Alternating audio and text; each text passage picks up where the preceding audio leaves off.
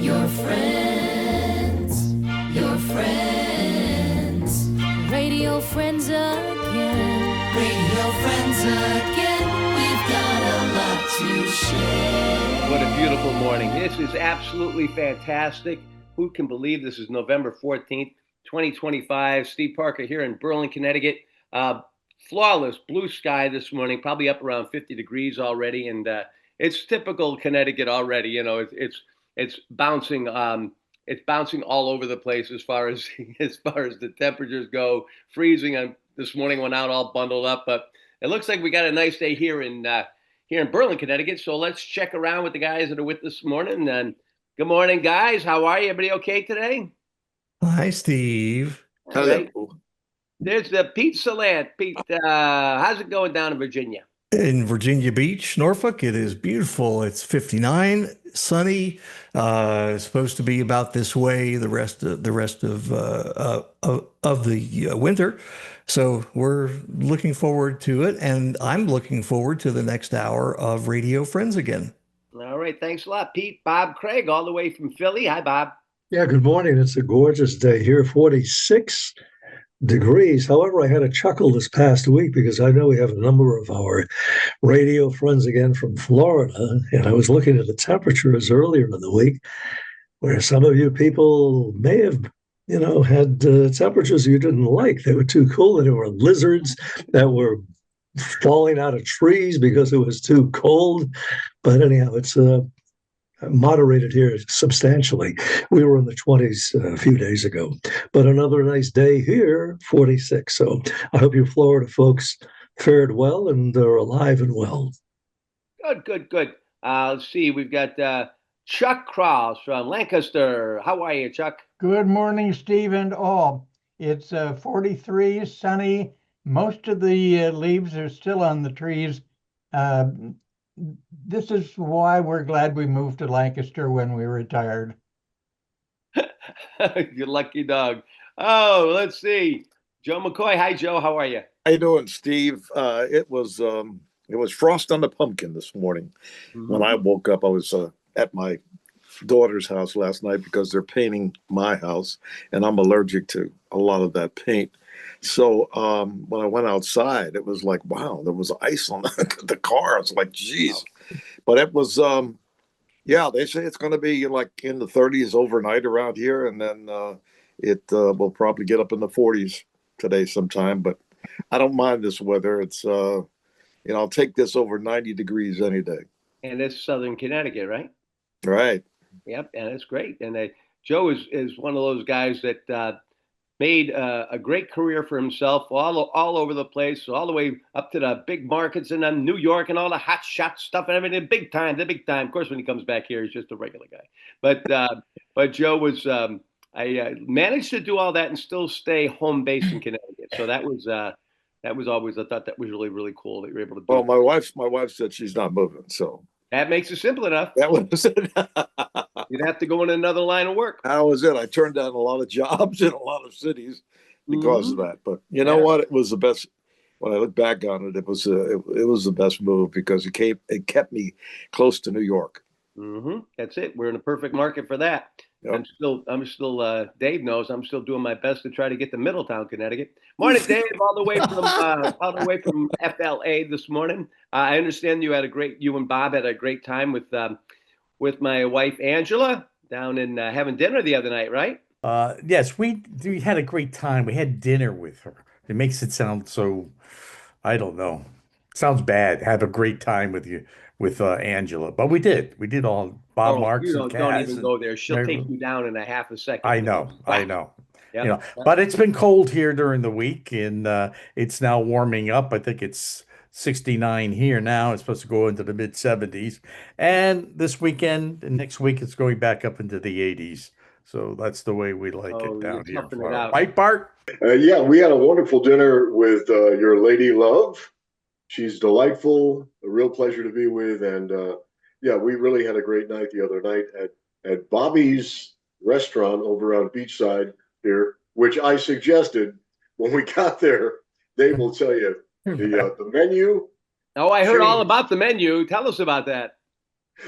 I think they added about 20% to what they had advertised the venue to be by the time we got there. What was 40 was now 50, and that's the way it went. But we still had a great time. No But problem. the food was excellent. The food was It was excellent. Thank And the you, company even better. It was. And a beautiful day here in Vero Beach, everybody. It's good to be here.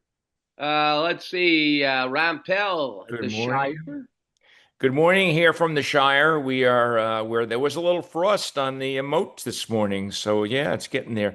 Hey, great night for Yankee fans last night, right, Joe? Right. Aaron Judge became the third-time most valuable player in the American League, and Shohei Ohtani won it in the National League. Just for those I thank all my fans for that too. Thank you. But Aaron Judge in 10 years, I mean, he's a Hall of Fame player, and he's continues to write history. Fantastic. Speaking of that Judge, we go back to this Judge. I think he's unmuted now. Hi, Judge. How are you? I think so. Can you hear me now? Yeah. Yep, you're good. Okay, good. Yeah. Well, since it was Veterans Day this week, I decided to go back into the past and take a trip to Fort Bragg. This is me and my buddy Marty Schwartz back in 1968 at Fort Bragg, North Carolina. Which one's you? The short guy. I went down to Fort Bragg. I had a 70R20 MOS, a military occupational specialty. I was a broadcast specialist, and so was Marty, but they had no need for a broadcast specialist at this particular post. So the two of us wound up becoming, I was the company clerk and Marty was the mail clerk, and together we ruled the company. But I did manage to get myself a job, a couple of jobs off post at some radio stations that were nearby to Fort Bragg. Boy, it looks like a great comedy team. It's almost an Abbott and Costello. These two guys together like that. It's like Mutt and Jeff. Oh, God. Oh, let's see. Okay, you got Tracy Carmen. Hi, Tracy. Good morning, Steve. Good to see you. And at dinner the other night, the boobs. Yep. And up here, it's funny you're talking about the weather and everything being frozen. On Monday morning, I was out early with my son, and I'm hearing this whirling, this whizzing sound in the car. He says, "Oh, it's coming from the back." I said, "It's coming from the back." He says, "No, it's coming from the door." What it was, the leaves were frozen to the roof, and the vibration was making it sound like a helicopter as we were whizzing down the street. Welcome to New England. Well, it's great when the boobs come together, and we had a small gathering last Tuesday, and Pam was there, and Walt's wife, and yesterday was 1 year since we lost Walt. I think. Wow. Yeah, amazing how fast it went. Unreal. But she looks good. She said she had a nice day yesterday. Went to Walt's grave and spent some time there, and then she went and visited some other people. And I got a hold of her last night. She was just having dinner, and she seemed to be doing pretty good. And like so many other people, myself included, she has a lot of stuff to clean out of that house. So Tracy probably is speaking to her already. Tracy's driving around the block in front of the house constantly, scoping out whatever he may have. Is this Walt Pinto you're talking about? Yep. What a great guy. What a great guy. I met Walt. I was doing some teaching, some part-time teaching at the Connecticut School of Broadcasting in Stratford, I guess back in the 70s. And Walt was running the roost, I guess, back then. And so he was just a wonderful fellow to talk to. Real nice guy. Yes, he was. I worked with him at WRCQ for 1 year. Yeah, he was. He always had that. Every time I'd see him, when are we going to get to lunch? When are we going to get together for lunch? He always liked to go out and meet with his friends. Wanted to make sure he'd get together with them all the time. But yeah, it was a big loss. So again, our thoughts and prayers are always with Pam. She lives by herself. Yeah, it'd be good to. I think Dave. Yeah, she was on the email list here for a bit. But if you guys want to drop her a note, this being the anniversary of the passing of Walt, we'll shoot that email out to you guys to have her address. But what station did he work the longest? Do you know? Boy, the longest, I don't know. He was associated with DRC for a long time in different roles over there. Okay. He worked multiple roles back and forth, and of course, a lot of years connected with Dick Robinson. Go ahead, Ron. Well, I worked with Walt for many years at DRC. He was the program director of the AM. He did a shift. He did fill-ins. Walt, what a great guy. He would do anything that was asked of him. He and Wayne worked together very well. And as a matter of fact, I don't know if you guys know who Mary Jones is. Maybe some of you do. Oh yeah. Walt brought Mary Jones to DRC, and she was with Brad and followed Brad on the AM for many years, and still she's in Florida, I believe, and still does a radio show every week. But Walt was, and of course, the famous Ken Clark. I mean, that's thanks to Charlie Parker. He said, "Wait, you look awful lot like Clark Kent, but we can't call you Clark Kent. I know, we'll call you Kent Clark." And you really did really look like him. You really did. Yeah. Yeah, he also worked down here in West Palm Beach at Dick Robinson's the Legend station, and I think he worked quite a bit. Unfortunately, he was in East Hampton when he was working down there because I would catch his voice. I would go down to the school and teach down at the West Palm Beach branch, and I would listen to his show going down, and he sounded like he was right there at the radio station. They did a great job. Yeah, he worked up here in Springfield at WHYN AM as program director back in the 80s, which is how I came to know him better, and sounded great on the air. Yeah, and he was middays WELI. And I thought you, yeah. Yep. Yep. He could wear just about any hat you needed him to. And I know he handled a lot of Robinson stuff, helping him with stuff, almost like, assisted him in all different aspects of the business for a But the funniest thing was he would always complain about the music selections. Oh, yeah. Robinson Station, and especially Charlie Shapiro, who, no offense, Charlie, who a lot of guys know too. Charlie was doing the programming, and I would have lunch with Walt, and he would go on and he says, "Why are they playing two, such and such artists back to back or in the same hour?" And I said, "Well, tell Charlie." He says, "I do. He doesn't listen." That's because it doesn't matter. Yeah, Walt also wore another hat. In fact, he and I were brothers in the broadcast industry, but we were also brothers in law enforcement. Walt was an auxiliary state trooper for many years in the 70s. I was an auxiliary police officer in the 70s in East Haven, and then I joined the Connecticut State Police Auxiliaries. And Walt was, he had gotten out of the auxiliaries, and it was great guy. We would work at the Connecticut State Police Museum together and at the Big E every year, and great guy. Miss him terribly. He always drove a Ford Victoria because in those days that was the state trooper's car, and Walt always had a Ford Victoria back then. Yeah. It was. Well, so do I. So actually, I got an Explorer, and it looks just like a Connecticut State Police car. It's got the push bumpers, the spotlight, the decks, everything. So it's amazing. People go down the highway and everyone kind of pulls over and lets you go by. I don't understand why that is, but it happens. We get there quicker. He's not a state trooper. He just plays one on the radio. Yes. I have a little blue hat on my light on my hat and go wee wee. Yeah, and if you haven't seen it, Dave was watching over for a long time with the State Police Museum down there in Meriden. That's an amazing place if you haven't seen that. I'm still. They have a website, Dave?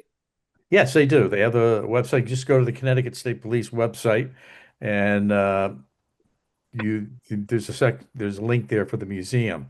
I'm still part of the museum. I still work at the museum. I handle all their videography and anything that has to be done. I did. Sadly, I did the Pelletier funeral, Trooper Pelletier's funeral, and his dog just passed away yesterday. And but. I put together the auxiliary display there, and I have another auxiliary I work with, and he takes over in the wintertime, and I work in the summertime there. So yeah, nothing quite like seeing Dave with his little state police outfit on with the hat and the mirrored glasses. It looks like, pull over, boy. Yeah. Isn't that on your Facebook page or something? I always see it. I wonder if that's the same guy. Yeah, that's me. That's in my Class A uniform. Always wanted my picture in my Class A's.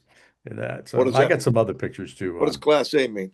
Class A is a dress uniform. Oh, That's actually back in the day, the state police actually wore that uniform on their regular patrol duties, and then they decided to because of the weather and that, and it was too cumbersome, so they made that their dress uniform, and so that's what they use for funerals, weddings, or anything special going on in the state. Well, Troopers every now wear and then he Class A. lets Mary Lou wear it, and it's just a wow. Oh It's a yeah, great she's look. hot in that. Yeah, Gracie, we had stopped. We spoke briefly, but I just wanted to mention you're from Long Meadow, right? That's where you are. Is that That is correct? correct. When are you At the heading down to moment, Florida?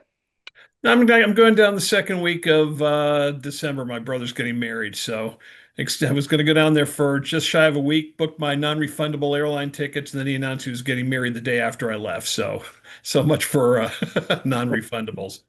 Well, and then congratulations. Tell everybody the role that your son picked up. I mean, his new job. That's quite a Yes, job. Perry. He's working out of the house today. He is a financial analyst. I forgot what the exact term is. What's the revenue requirements for EverSource down in Berlin, Connecticut? My daughter's working out Wow. of the house today too.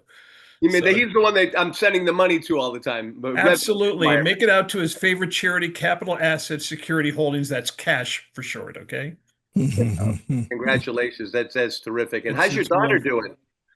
Shelby, how are you doing? They want to know. Huh? She's working for Cigna. She's working out of the house today, doing advanced risk management underwriting. They're keeping her busy. They just elevated her to what's your new title? Senior analyst. Boy, you're So lucky to have these kids keeping you going. Man, oh man. I was going to say, they're doing their thing. I mean, the nice thing is everything's hybrid. So 2 days out of the week they're here.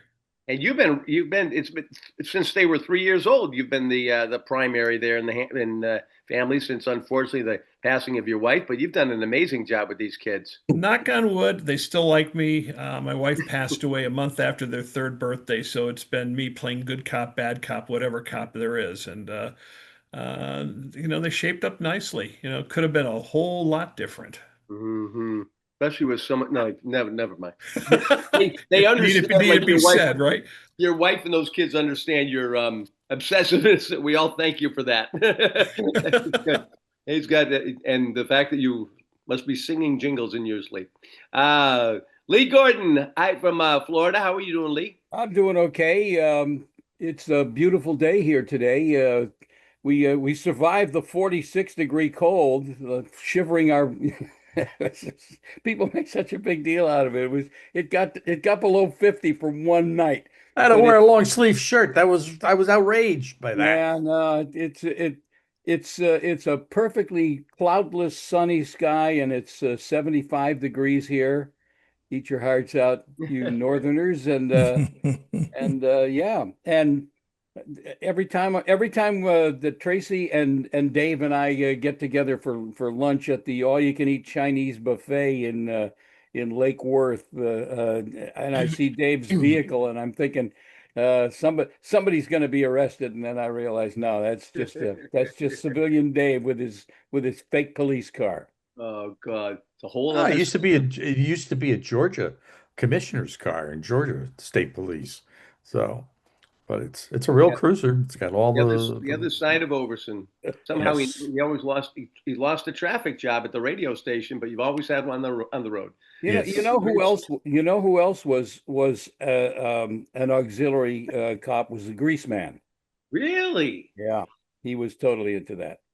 Not in Connecticut, but in the D.C. area, and I think maybe in Jacksonville. But yeah, he was doing that stuff. John Landry, great to see you back with us, and it's good. Yeah, we missed you the other night at the Boobs, but we were there, and we noted your absence, but hopefully you'll be back with us soon at the Boobs. Yes, I hope we'll be back next month, but Okay. still haven't been able to drive my car yet. They won't let me yet. So. And Helen doesn't like to drive at night, so that's one of the reasons why we didn't come. That's okay. We're going to keep that going as long as I said, Pam, you're going to be here next month. And of course, because, Walt had such a great job keeping that going over at Farrell's and Bill Hennessy and, these guys that started the Boobs. And in fact, it's just, you can't help but, just think of these guys. And, when we talked about Bob Gruske's passing last week and mentioned, I'm sure a lot of people, when they were reading the obituary and saw the comment about boobs, had to do a second take on that and take a look at it. But yeah, Art Street, it said. Huh? And it said at Arch. It mentioned Art Street, which is where we used to meet. Well, that's close enough. At least they spelled boobs right. That's the main thing. Oh, okay. I'm moving around here still, and this oh my gosh, yeah, wow, holy cow, the 14th of November. And I think I see Dave down there, but I don't see Dave down there. I see a blurred picture of maybe what used to be Dave. Who and what? I don't even know which Dave this is. Dave? I think it's Dave Nagel. You talking to me? Is it Dave Nagel? Well, I'm Dave Nagel. Yeah, checking in from Plainville. Yeah, we have absolutely just nothing but a blur on. Really? I don't know if you're. Usually there's a still up there or something, but right now it's just okay. Just a blur. So that's why I was guessing at my Daves. Wow, sorry about that, but yeah, we're here enjoying the conversation and God, thinking about some of the folks that we've already talked about today. I had the honor of working with Walt multiple times, as you guys were discussing at DRC, but then also at JMJ later on. And at New England Broadcasting Institute, believe it or not. He was briefly there. So, yeah, definitely one of the nicest guys I had the pleasure of working with, I got to say. So. He could roll with the punches, that's sure, and adapt to just about anything. I remember, and Ron probably does too, I remember for a while that Walt did a stint with Valpak too, didn't he? Yeah, I believe so. Yep, he could. Uh-oh, wait, I lost you, Ron. Don't hear it. Yep. He did do Valpak for a while, and that really wasn't. It was like in between gigs and radio gigs. Hey, we all have done those things that were a little bit. And it didn't. I brought him into a sales meeting. We thought we could take radio advertising and marry it to what he was doing and somehow cross promote and create value for advertisers, but it just didn't. It just didn't work. And then it wasn't long after that where he gave that up and came back into radio. Mm-hmm. That screen of yours, Dave, looks like an X-ray of a femur bone. I'll work on that, guys. Sorry. Hey, it's radio, man. Don't even worry what it looks like. Chuck Martin, all the way from Southern California. Got to be. Oh my gosh, what is it? It's a little bit after 7:00 down there. So thanks for joining us, Chuck. How are you? And not too bad. I'm listening here, and I want you're talking about Walt, in Walt's one of he's been at DRC a number of times, but when he first left in his early days, I replaced him. That's how I got to DRC. I was the replacement for Walt. A great guy, just a great guy. I'm hearing other things, and God rest his soul, and may his wife be strong. And also, I'm hearing about all these law enforcement. I didn't know we had all the Brotherhood of the Blue here today. Yeah. Yep. I don't know if let me see if I can get this up there. Meriden, Connecticut. I was a special constable and stuff, but then I got vaccinated by the radio needle there, and that but and by the way, let me just tell you about the weather. You guys are talking about being cold and chip and ice and everything, and how well I remember. My favorite is getting out there in the morning, putting your key in the car. Whoa. How well I remember that. Anyway, it's raining like hell out here in Southern California and LA. And for the next 2 days, we're in flash flood here. And you know what? I had a roof on my home in Diamond Bar for 40 years. And last week, we just had a new roof put on. Lucky, I talk about timing, that couldn't be perfect. But Mr. Parker, I wanted to bring up, here today with all my boys from DRC. You know, there is one gentleman who's here in all these pictures I see in this round table here. There's one gentleman who is a standout. He is an exquisite guy. He is just beyond the what you would want from a friend in radio. Now, I thought it would be Pete Salat because him and I were partners in crime, in broadcast crime for a lot of years. And I'm disappointed in my buddy Pete. But this one guy, I want to tell you about. Thank you, Chuck, for the lovely compliment. Yeah. Oh, it's not me. Oh, I'm sorry. Well, no, Dave, it's not you, but I'm going to send you a bottle of scotch because you're going to need it with all these edits. And Steve never lets you get it. When you tell him it's time, cut it down. Steve, he's got bananas in his ear. He can't hear you. But you know, I wasn't here last week, but the week before, I was looking for Halloween candy. And I said how I didn't want any of this junky stuff, this hard candy that you want to throw away. And you know, all of you except one thought that I was just talking about being a kid, trick or treating, knocking on your radio doors. Nobody sent me anything except one person. I go to my mailbox. All right. I get this package here. I open it up. And lo and behold, from my childhood in Brooklyn, I get a wonderful piece of candy. I love with those. a wonderful note from one of the most wonderful, best people that ever graced this radio site right here at DRC. And you want to know who it is? Yes. My pal, the Judge. Judge, you are a man of men. You came through when I needed candy. And Pete Salat, shame on you. I'll make it up to you on your birthday next month. So you're very welcome, Chuck. Did anybody send you $20? I'm wait. Maybe Pete would like to handle that and get back in my good graces. Maybe Pete will take on it. Hey, but Judge, thank you, buddy. You know, you are amazing. My wife brought that package in from the mailbox, and I couldn't believe it. You, Judge, you made my day. Thanks, Well, pal. Goldenberg's peanut chews are like crack. If you have one, you're hooked for life. Nobody can have just one, Judge. Yeah. Hey, thanks a lot. Thanks a lot, guys. You're welcome. Thanks a lot, Chuck, for being here. Clark Smith is here. Hi, Clark. All right. Well, thank you. It's sunny, 44 degrees. Massachusetts broadcasters was last night. Great to have the silly closure taken care of. It'll take a while to get back to normal, but okay, and Glenn Edwards. Hi, Glenn. How are you? Doing well today.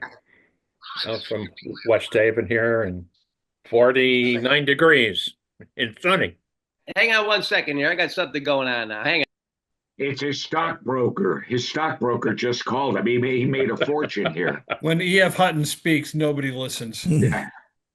I think he forgot to play the EBS test. Oh, God. Oh, yeah, or the legal ID. So it's only 20 after the hour. Yeah, they're supposed to. Might be his broker with a margin call. You know, it's really. I talked to Dick Calt yesterday, and of course he's been through a lot of stuff. Got to check up on Bill Rock. I saw he made a comment on Facebook, and he was talking, and he sent us a note about the passing of Jeff Fox, but haven't seen him, so I'm gonna have to do a little background, find out what's going on. Hopefully he's doing okay, but. Yeah, it has been. We've been losing a lot of people here. You know, we're very blessed for this group being able to get together on Fridays. But yeah, we did a special program on the 18th of September, and David, you and I might talk later on and do a little more. Make it go back in that thing for a third time, but maybe just do like a little editing piece or something there to send off to his wife Jeff's wife Helene and his daughter Steffi, because we got a lot of stuff. We had a lot of comments about Jeff, but we didn't know that he would be gone this fast. But we just lost him a couple of days ago, Jeff Fox, and boy, oh boy, the comments all over the television have been wonderful from all of the TV stations. He just had so much love and respect from everybody on the air, off the air, behind the scenes. I think tomorrow, I think I've got Matt Scott is going to join me on TIC, because Matt is one of those guys that worked with him in 2 locations, 61 and 8. But yeah, what a hit to lose a man like that. He was great. But Pete, I had to look back at that video that you put together, and you and Dave worked so hard on getting that into the show on the 18th. God, I'm so glad that we got to share that. And really what I would like to do, and I think Pete would be okay, I'd love to be able to post up on Facebook the radio side of Jeff. I think that would be that'd be terrific. I don't think we'd have to go through too much as far as I don't want to put Helene and Steffi through something about asking about it. So I think we can pretty much fly that. When you think, Pete? You can just do it. Yeah, you can just do it. But you were talking, Pete, and I want to mention that again because of he was so available to everyone. And you mentioned going out to him to have dinner from time to time at the diner, right? Did it at least several times, and a number of times along with Floyd, because the two of them were buddies from Emerson. But yeah, he would have a middle of the evening dinner break, and look for somebody to go eat with if it wasn't somebody at the TV station. So had a chance to do that, and that's really how we got to know each other, was by breaking bread in the evening together during his break. What a guy! Just empathetic and cared about you, looked you right in the eye, and look how hard he worked to stay alive for 10 years. Oh my God! And the fact that he came up with AI Jeff. I mean, who else? Only Jeff could duplicate himself. So the weather would still get on in Nebraska. It was great how he developed AI for himself. It was just amazing. No, and it was maybe 6 weeks before he died. So why don't you guys? I'm going to step out for a second. So talk amongst yourselves. I've got a dog that is tap dancing in front of me. So you guys go ahead, and I'm just going to step back here. Hey, Glenn, can I ask you a question? Did you ever work with a guy named Sparks Loney? Doesn't ring a bell. Doesn't ring a bell. Years? Yeah, he when I was in Connecticut, he was at a station that I was at, and it seemed like every time this guy came to a station, he put a hum on it. And he did it to, I think it was NHC in New Haven also, after he left where I was. Yep. And I said to myself, my God, it's the same hum. And then I started thinking about it, and I said, well, maybe that's his calling card. He said, oh, there's a hum on his radio station. I got to fix this thing. And I figured maybe that was his safety net that kept him on the radio station, because they couldn't let him go until he fixed the hum. But it seems like it would never be fixed until he left. I'd be a little leery of getting involved with an engineer whose nickname is Sparks. Right. Yeah. Sparks Looney. It's called Sparks Looney.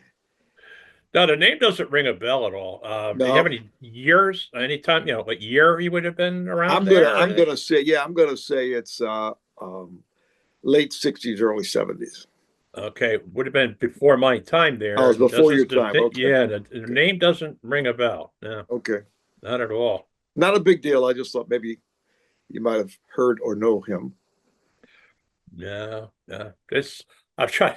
That really, with the ELI in it, there really wasn't that many engineers that had worked there through the years. When they kind of kept the same people were there. I mean, Frank DLC was one of the ones that was there for, I don't know, since day one. Yeah. He retired and passed away from there, and I'll try to figure out. Obviously Fred Santor is still there.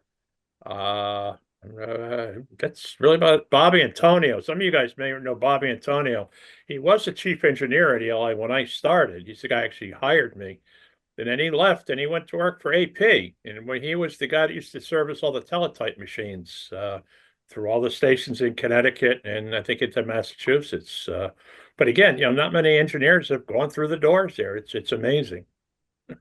Was this a WAVZ, Joe? No, it was. I think it was ADS when I first came to Connecticut, Okay. and then, matter of fact, I think he might have come after I left, and then I remember at him being at WAVZ and not AVZ, NHC, and it still had, again, same hum. It was really unbelievable. I've never heard anything like that before. But it seemed like, okay, here's this calling card. I put a hum on your station. I put a spell on you, but I put a hum on you.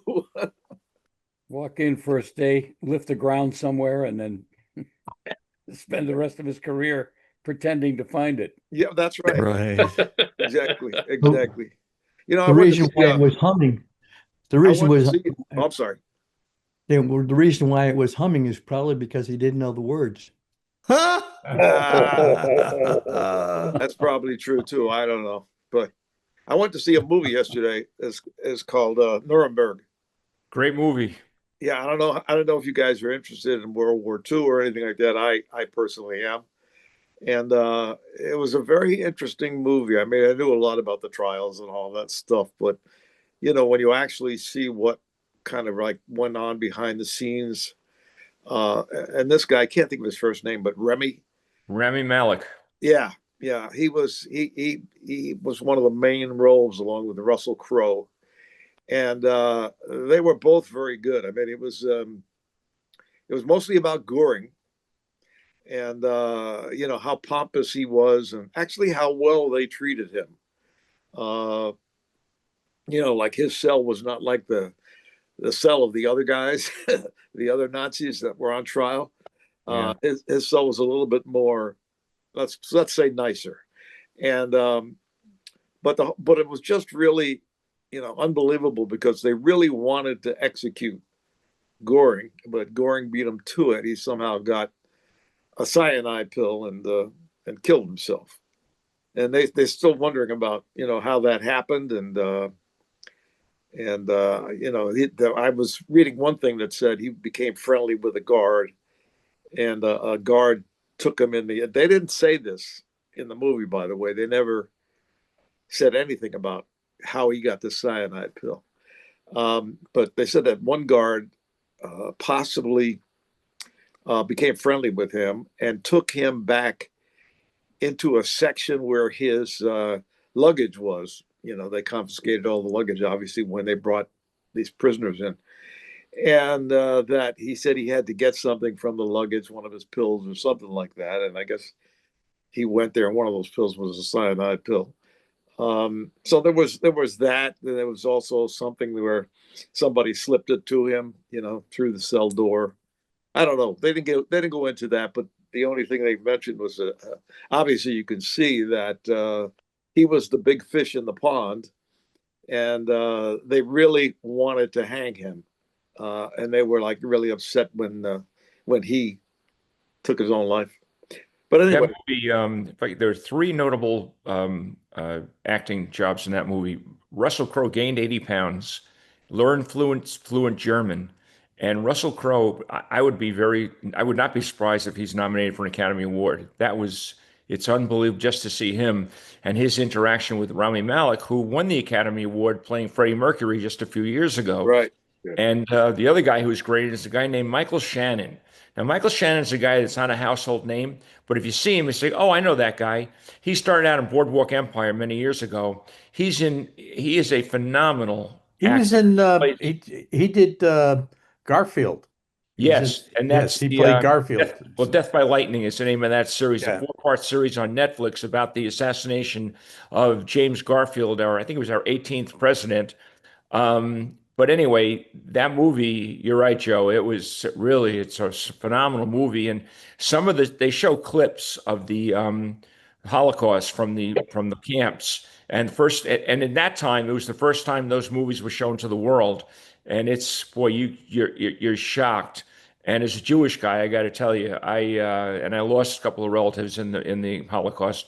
It's just, you want to cry. I mean, it's just amazing. And Goring, Well, I don't want to ruin it for anybody. Go see the movie. Great movie. Yeah, yeah. It's a, anytime you see that Holocaust, we went to the Holocaust Museum Yeah, it's in quite a place. Washington D.C., and I was like, "Holy crap!" When you see the fences up and everything in the museum, and they have the what do you call those? Railroad car. Yeah, and it's just all the stuff, and then you walk down, you start to read the letters. Oh, I'm like, I said to my wife, I said, "Let's get out of here. I can't take this." Yeah. And I can't watch. I had to turn away watching the movie because you're seeing this stuff that you can't believe it. Yeah. It's just that had to affect. I would think the guys who went in there and evacuated those camps. I mean, when you see the bulldozers just pushing the bodies, it's horrifying. It's My mother-in-law actually was a teenager during that time, and she lived in a town of Schleißheim, Germany, which was not too far away from what was it? Is it Dachau or Auschwitz? I get it confused. Both were death camps. There, yeah. But this was in Germany. Yeah. So she said that there was a strange smell in the air, and they didn't know what it was. And then she said the American soldiers marched into her town, and they were all afraid of the soldiers. Matter of fact, she went and hid in the woods because she didn't want to be raped. She thought that they were going to rape her or something, But then there was dance halls there in the town, and the American soldiers showed up, and she wound up being friendly with them and dancing with them at the dance hall. So she said they learned to appreciate the American soldiers because they came to free, to free the people. Yeah, my mother-in-law, who was German, she married a soldier, after World War II and came over here, and she was telling me about being on a bicycle and, being strafed by Allied planes, just they didn't get her, thankfully, but she's on a bicycle riding down the road, in Germany. In the movie, there's a notable scene between Rami Malek plays a psychiatrist. He's a captain in the army, he plays psychiatrist, and he's trying to get into the heads of all these 22 Nazis, most notably, as Joe mentioned, Goring. And Goring and him have this interaction. It's a great scene where he's trying to figure out, how did this come to be? How did you guys come to do these incredibly horrible things, And he said, after World War I, we, the German people, were treated so poorly. We were made to give reparations. We were a bankrupt nation. Our nation was destroyed. And then he talked about how Hitler just had this magnanimous personality. And he said he was a young man, a young officer, and he went to a coffee shop, and he went up to the top floor, and there was Hitler. This is before Hitler. This is in the 1920s. How Hitler was mesmerizing. He just like fell in line. And Goring was a brilliant guy. I mean, all the stuff that he had done in his life, forget about the horrible stuff. He really had a very interesting, very, very interesting background.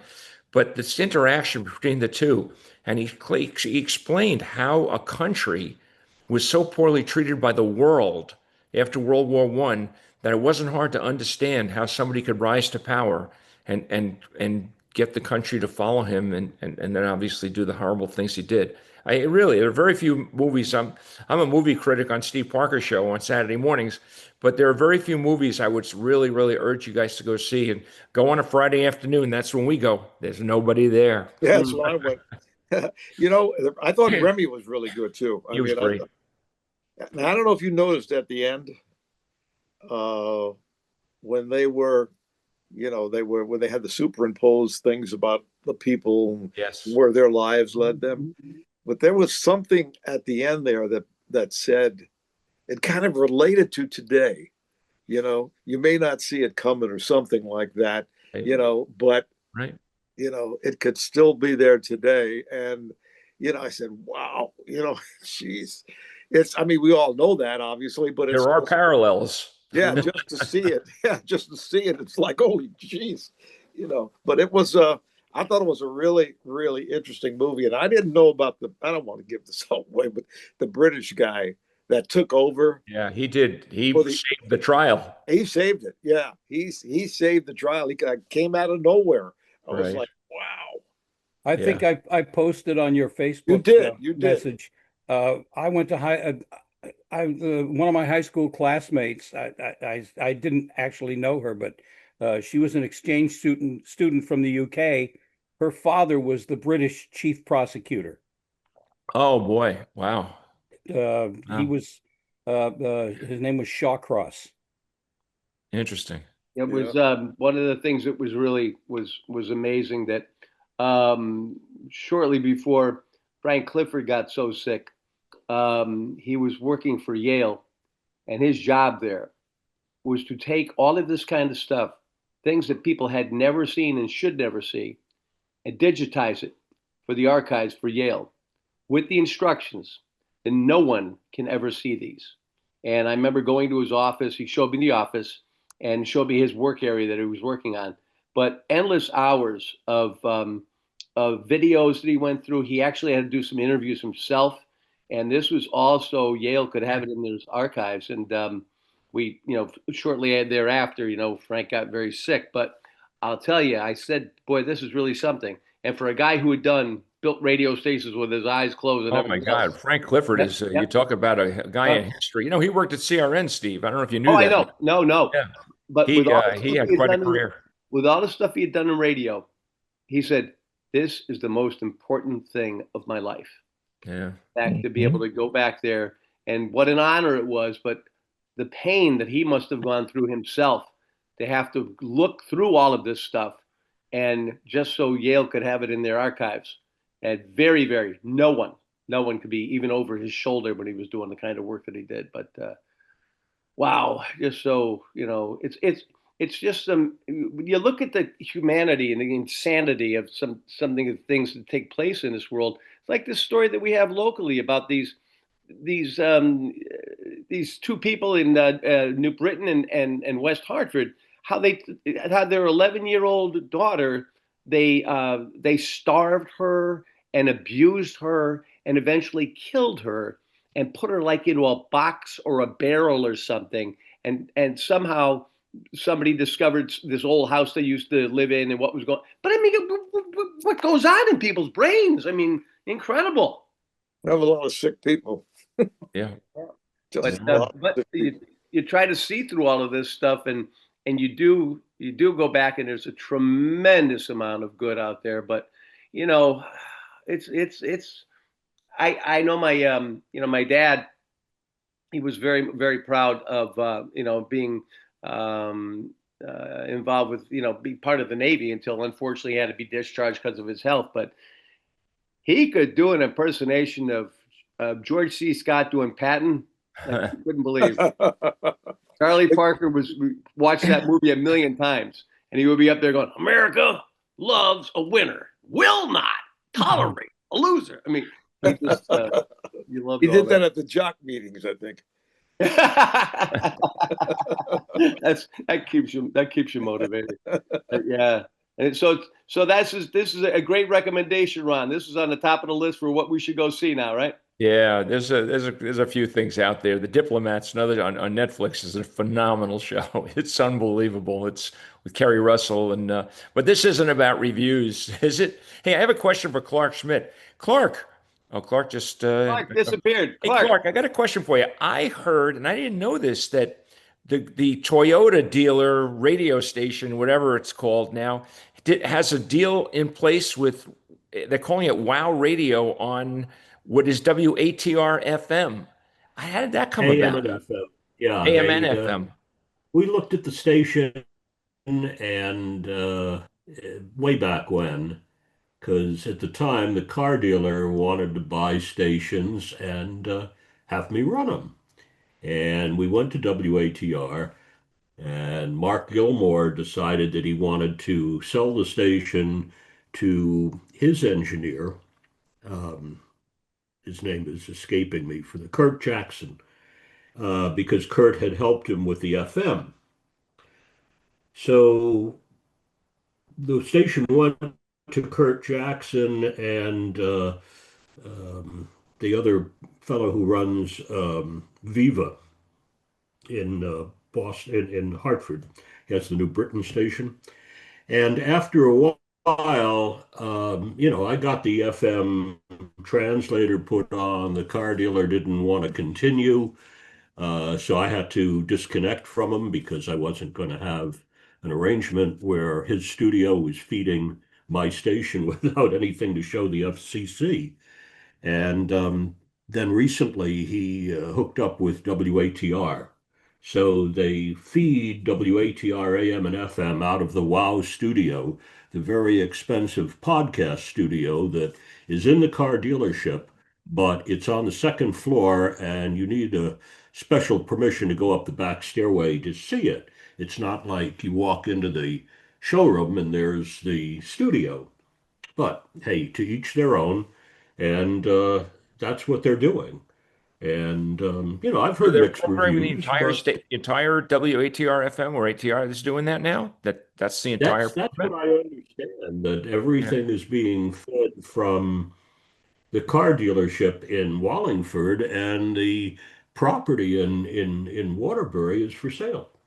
Huh. Didn't know Is it that. like an H? So Is it many like an HD stories in the channel? Naked City. I'm sorry? Is it like an Huh? HD channel or something, or a sub channel? I don't know. No, they're just feeding what comes out of the WOW Toyota dealership into WATR, both AM and FM, because that FM has to do what the AM is doing. So, What is WATR FM?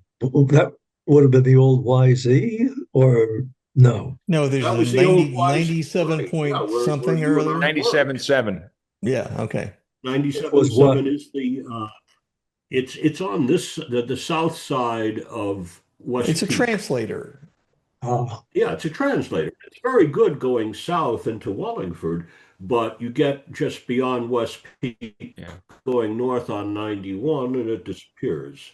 And of These course, are oldie stations. WATR is a pretty decent signal too. This is the only format that you're doing with these stations. What's the format, He's Clark? doing what he thinks is classic hits. Yeah, it's classic hit. Right. The car dealer really has a thing about taking over WPLR or beating WPLR, because I guess they had bad blood over the years. And That's interesting, because for I years wasn't gonna PLR take- would do a ton. The one thing about the guy that owns Toyota Wallingford, he was a very, very heavy radio user and an amazing marketing guy. I mean, he would bring in WWF wrestlers to do wrestling on Saturday, just to attract people.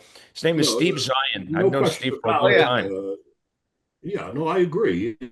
Zion is a great promoter, but Sure. he wants to be a radio guy, and But when Dick that's Cole what was he's there, doing. Dick Cole was a PLR. They did a lot of stuff with him.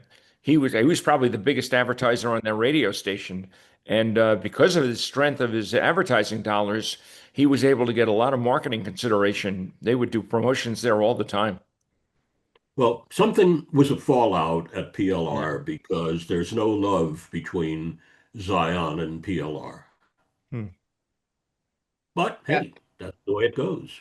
That's the way it goes. I think a great radio Showbiz. format for a radio station based in a car dealership is if they played nothing but Motor City music.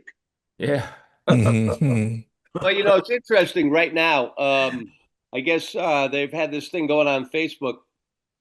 Crabtree Chevrolet has Chaz down there. I think Chaz and AJ down there, and they're with Scott Haney, and they're locked in a box for 24 hours to do something to kind of raise awareness of homeless and such. They no, I'm sorry, wrong. No. It's a toy drive.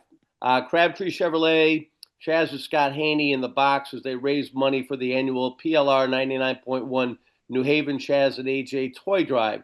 Their dedication brings holiday magic to so many kids, and we're incredibly thankful to be recipients. So that, again, a car dealer. See, when I did years ago, when I did stuff for Papa's Dodge here, they wanted things like that. I mean, you remember years ago, Mark Nissan, Mark Dotson or what, out on the Berlin Turnpike, Yeah, the sure. push, pull, tow, tanks in Yeah. the driveway. And Helicoptered in. yeah, and then with Papa's, it was all about, craziness and a movie theater in there, and all these razzmatazz things. Barbershop. Yep, barbershop. Yeah. But the funny thing is, at the end of the day, when they can't fit, you're a car dealer, and people always feel that no matter what, if they go to a car dealer, somebody's going to try to sell them a car. So sometimes, Kenny Papa couldn't figure out why he never drew more people for his hot dog eating contest. I said, you're a car dealer. It doesn't matter what you do. But one of the coolest things they did do at Papa's was there's some guys in Southern Connecticut that really, really, really do the Blues Brothers. They look like them, they can sing like them, and they have the car. And Kenny brought them in for the opening of the dealership. And New Britain PD agreed to this. They chased that car and coming off the street, flying to the parking lot. And again, car pulls up and dun-da-da, and the guys jump out and they perform. But that was Kenny. Dominic, his brother, was a complete psych whack job. But Kenny, it was like Roy and Walt Disney. We actually had a radio station there that Kenny put on. Yeah, I remember that. WPDJ. And Kenny and I would go in on Sunday mornings, and he loved rock and roll. He used to drive the rest of the people in the dealership crazy. But, it was just that was the way his mind worked. So I joke with Dave when I said, we were talking about trying to go to Middletown or whatever. I said, yeah, I'm inside a car dealership on WPDJ in New Britain. Middletown looked good. But, think about Lynch Toyota. Think about, car dealers that just don't think that way anymore. But Steve Zion, Clark, you went kind on him. He did a number on you after you put very, very sadly and very unfortunately, he really did. Yeah. You put a showplace in there, Clark. That Hey, stuff happens, and what are you going to do? So they're you car just dealers. keep going. What? They're nothing but car dealers. Steve, you bring up a good point about, do people, I used to struggle with this as a sales guy. Do people want to come out and see a disc jockey perform? Dick Robinson was great at understanding the psyche of people. When we had Studio D and we would bring Studio D out, and if you wanted to sell Studio D, Dick Robinson would always say, don't do it. Don't do it. People like to listen to the radio. That doesn't mean they want to come out and see the radio. He says, only bring Studio D to places where there are a lot of people, like a promotion or a fair or something like that, where there's 1,000 people. Then it makes sense. Then it makes sense to be there. But to bring it to a car dealer on a Saturday afternoon, who cares? Right. Now, we used to broadcast the people on this screen. Remember every year at the GHO, we'd be there right there. Right. Just where they teed off. Weathersfield Country Club, we were there. And I had a problem with CBS because we were using a Marty unit. We used to use phone lines for a couple of years, and then we got a Marty unit, and we used the Marty unit for back to the studio. Well, the Marty unit was the same frequency as the RF cameras they would use, or the intercom they would use for the cameras and talk to the guys in the cameras. So director comes flying into our mobile Studio D, and I was there, and he says, you guys got to shut the using the Marty, and I go, yeah, you have to turn it off. I says, turn it off? What do you mean we have to turn it? You're interfering with our camera communications. And I says, oh. I says, so you got a Marty too? And he goes, yeah. I says, are you licensed for this area? the director and the engineer is standing next to him, and they did just a dumb look on their faces. He goes, license? I said, yeah, you're going to be licensed for that frequency for this area. And so then the chief engineer says, what can we do? How can we leave? I says, hey, you want to pay his phone? Put the phone lines in. Well, I'll give up the Marty. He says, so what do you use? 15 KC lines? Well, that 15 KC lines back then, the equalized, was used for video. I says, no, 10 KC will work. And so we did. Well, normally we go do a remote, we use a 5 kc line. Sounds like you're coming through a telephone. But Wayne was coming back from Portland, and he was listening to it, and he goes, "God," he says, "that's great. Oh, that's fantastic." And then he came into the station. I said, "Hey, Wayne," he says, "Dad, signal sounds great." I said, "We're using phone lines." Phone lines, figuring that we were paying for it. I said, "No, no, no. CBS paid, and they put in 10 kc equalized lines in for us." But that's what we used at the GHO one time. But you know, The you networks always felt like they owned all the frequencies, and Oh yeah, I used to have troubles when we do small stuff. Yale football. We'd have stuff set up at the Yale Bowl. Now you get all the networks who come in to carry a game on a Saturday, and oh, you can't use this, you can't use that frequency, you can't use this, you can't. That's the same thing I said to them. Are you licensed in this area? We're licensed in the New Haven area. And like you said, and it was like, oh, yeah. You need to be licensed? Oh, we didn't know. Yeah. Yeah, you Oh, know, they knew. the thing is, what you really, unless you have, I mean, probably way back in the day, you know, when Robinson really owned the market with the kids. Then, if you wanted to go out and make an appearance, now this is something they would wait in line to meet Dick Robinson. But when it got to the point where pretty much personalities were personalities, then what happened? They realized, I know with DRC, because if you do a promotion with a car dealer and you're going to do a remote broadcast, and 6 people show up to Right. watch the guy in the box. Car dealer goes, "Well, nobody listens to your radio station." That's the problem. Right. That's why it doesn't work. How about I saw. how about the Pat's Tire remote that Robinson put together on the Berlin Turnpike? We had Pat's Tire, and we had Dick McDonough was out there. I'll never forget this. And they had frozen turkeys they were giving away, and they had these frozen turkeys lined up underneath the window where Dick was broadcasting. I walked into the Mobile Studio D, and Dick is all bummed out. I said, "What's the matter, Prince?" He goes, he says, I says, "Here I'm trying to perform and be jovial, and I got these dead turkeys all looking up at me." I said, "Well, that's your audience." Then at 6 o'clock, Dick stayed on the air till 7. 6 o'clock, all of a sudden we went off the air. We looked out and we see our extension cord going up for the AC to get power from there. All of a sudden, this extension cord goes flying out the window, and Alex Frazier and I think we were there, and we went up to the guy and said, "What are you doing?" He says, "Well, we close at 6 o'clock." I said, "We're on the air till 7 o'clock."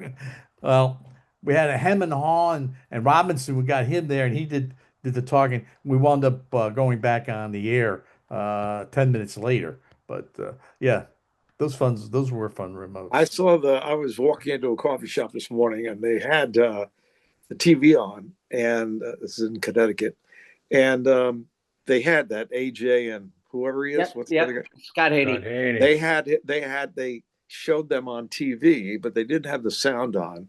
And I'm saying to myself, you know, I saw the little sign that said like "in the box" or something like that, and I'm like, do people still do that? You know, it's like, who cares if you're in the box for 24 hours? I mean, it's like, no. cares. You got to get up on top of a flagpole for 2.5 weeks. Yeah, now you're doing something. yeah. You got to get up. Excuse me. They just did a thing out in South Windsor, I think, and it was like sleepover to focus on homelessness or something. I said, give me a freaking break. You got a politician out there coordinating a lot of this stuff. It's only 53 degrees. You want to stay out for 24 hours? Get out there in February, second week, something like that. Get out there, and when you're going to freeze your ass off and show people what it's like for homeless people that have to stay out in that. That's something. But Pete Salant, didn't you have a gimmick? I don't know if you were there or not. KCI did. Somebody was up on the sign thing over here on 95. I think it was. Was it Dr. Chris? Must have been Dr. Chris, because sign? that was his territory with the what he used to say. What was it? What was it he used to say? It was Foggeria. Foggeria. That's right. Yeah. That was 91. Now, this is 95 here at West Haven. I don't know. I left after about 9 months to go to New York. So I kicked it off and I left.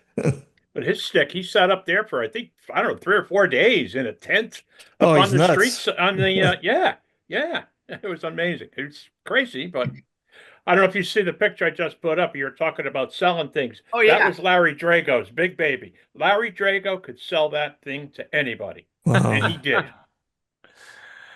Yeah. But did anyone come to see the See, thing? that's the question. Surprisingly, yes. I do have to say that. I was fortunately, I call that my baby. I went down to Florida and brought that thing back from our WVCG station down in Florida when we owned that. And we brought that thing up. We actually gutted it. We stripped that thing down in a weekend, and we got that thing all gussied up and all ready to go for remote broadcast. And we did, they called it a wind symphony. It was the 4th of July. It was in New Haven Harbor, and it was this symphony orchestra that was on a barge.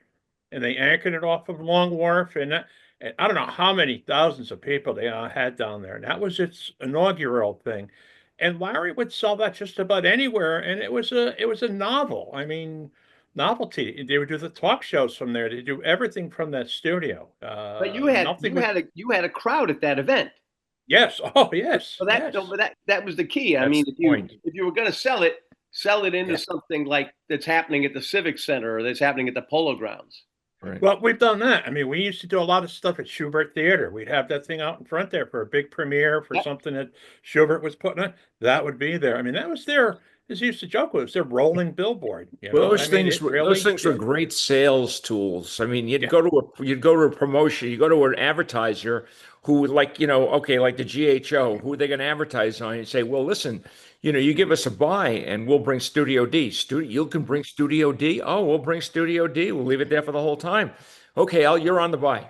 We'll give you some Well, advertising money. that was unusual because WTIC was actually broadcasting live doing the golf tournament.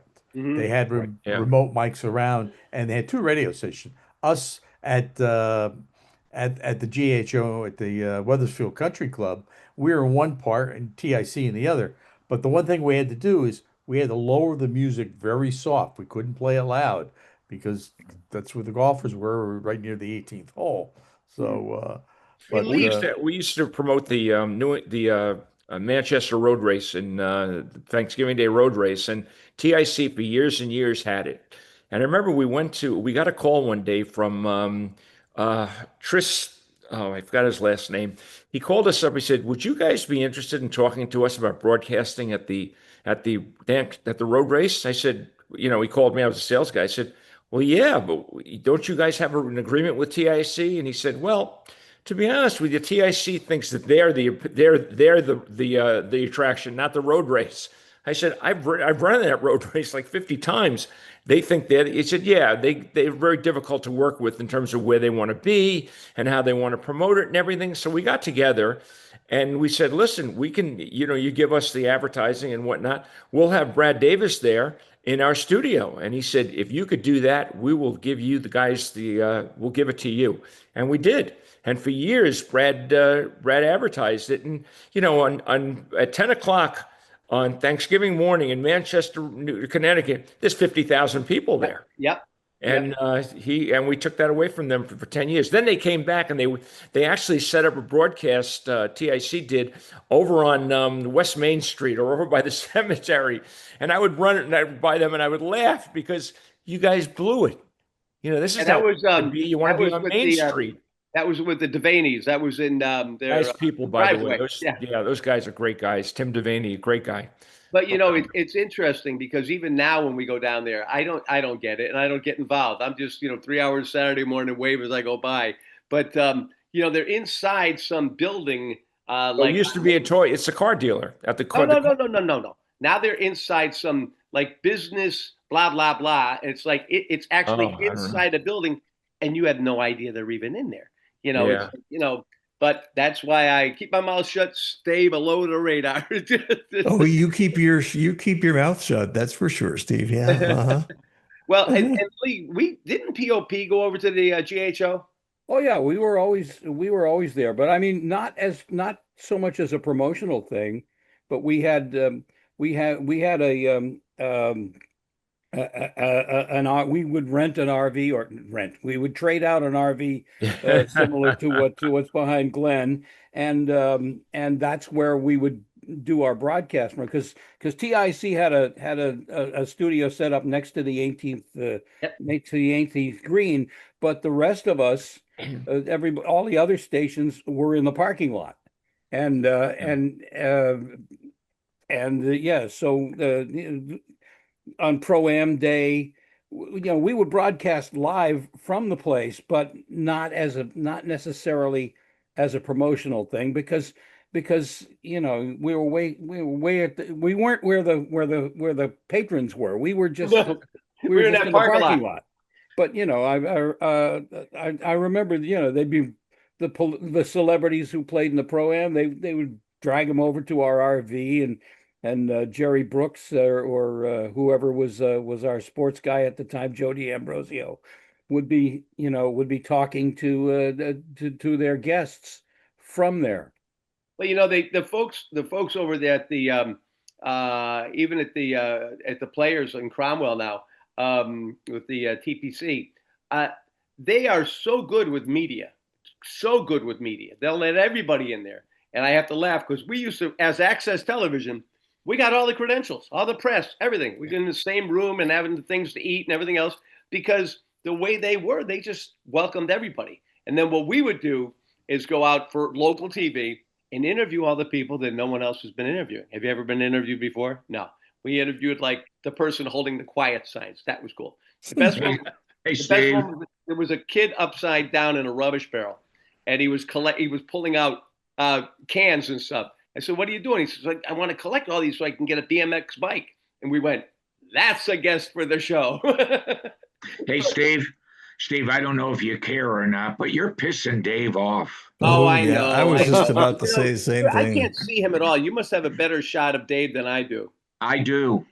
Okay. I care about Dave. I always look out for Dave. You got it. Okay, thanks, that Chuck. means these two guys were in cahoots to get me to stop the recording. So you guys all know we stay. Some of us just stay. Sometimes I'm here by myself. But after we stop the recording, feel free to move on. And just one last thing. I don't know. I know we were saying some stuff in the beginning. Our thoughts and prayers do go out to Helene and Steffi, Jeff's family, Jeff Fox, who we just lost a few days ago. God rest his soul. But and really, thoughts and prayers with everyone who ever got to know Jeff, to see Jeff, to hear Jeff. Jeff was involved with every charity, every single possible thing that he could do to help out. And that brings me to the point that right now, they are having a very tough time. They have set up something on Facebook. They need to do a GoFundMe for Jeff. And after all the expenses they've run into through all these years, that insurance really doesn't cover quite a bit of that. Ron and I know that from the Rob Branham Foundation. Yep. In many cases, your insurance doesn't pick up tab for things that are just outside of what they'll cover. And they have taken on some heavy debt right now. And I don't know, you'd have to look up on Jeff Fox's page, but they are looking for help out there. And I want to say it's 13,000, but I don't want to get the number wrong. But they have to reach out. And if there's anyone that can help out, please do. Which also brings us to our unofficial but official sponsor of Radio Friends again, which is the Broadcasters Foundation of America.